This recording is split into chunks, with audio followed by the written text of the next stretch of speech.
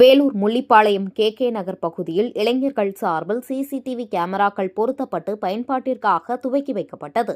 வேலூர் மாவட்டம் முள்ளிப்பாளையம் கே நகர் பகுதியில் இளைஞர்கள் சார்பில் சிசிடிவி கேமராக்கள் பயன்பாட்டிற்காக துவங்கி வைக்கும் நிகழ்ச்சியானது காவல் ஆய்வாளர் சீனிவாசன் தலைமையில் நடைபெற்றது. இதில் சிறப்பு அழைப்பாளராக காவல் இணை கண்காணிப்பாளர் தனுஷ்குமார் பங்கேற்று சிசிடிவி கண்காணிப்பு கேமராக்களை பயன்பாட்டிற்காக துவக்கி வைத்தார்.